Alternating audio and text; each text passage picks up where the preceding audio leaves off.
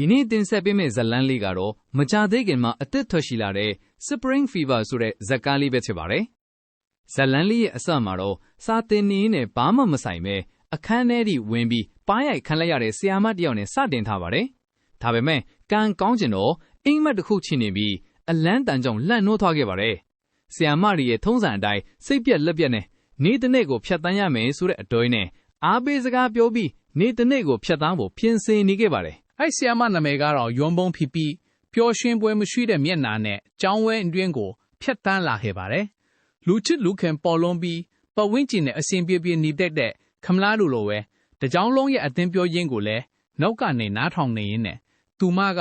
ပတ်ဝန်းကျင်ကြောင့်သာဒီလိုဖြစ်နေရတာလို့တွေးပြီးအရင်ကဘလိုတွေဆက်ဆံရေးကောင်းကြောင်းကိုတွေးနေပါတယ်။တကြောင်လုံးရဲ့အချစ်ကိုခံရပြီးဆွဲဆောင်ဖျားရောက်မှုနတ်ဖျားမလို့တောင်ခေါ်ခံရတဲ့သူတယောက်ဖြစ်ခဲ့ပါတယ်။ထုံးစံအတိုင်းကြောင်လုံးမှာဩဇာတိရောင်းတဲ့သူတယောက်ကဩဇာတိတွေရောင်းနေတဲ့အချိန်မှာဆရာမတယောက်ကအတန်တာတာယာယာနဲ့အရေးပေါ်လို့ဩလိုက်ပါတယ်။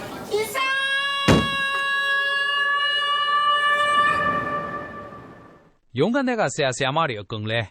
စူညံပွက်လို့ရိုက်ကြကုန်ပြီးဆရာမဖုံးအသက်တော့အထူးဆန်းတစ်ခုမှထင်နေပါတယ်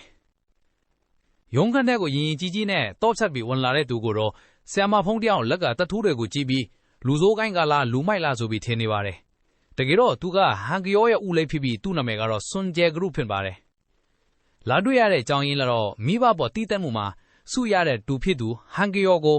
အဖေအမေမရှိပဲတီးတက်မှုစုကဘာလို့ယူနေရမှာလဲဆိုပြီးတင်ကြားရေးဌာနမှုဖြစ်တဲ့ဆရာဟောင်းကျောင်းဖြိုကဆရာပီပီအားချောင်းလိုက်လို့ပဲဖြစ်ပါတယ်။ကျောင်းအုပ်ကြီးလည်းကြားနေတဲ့ကနေကော်ဖီတောက်ပါအောင်ဆိုပြီးဆရာမဖုံးကိုဖြိုခိုင်းလိုက်ပါတယ်။စွန်ဂျယ်ဂရုကတော့ကော်ဖီစားဆရာမဖုံးစီကိုအာယုံရနေတာနဲ့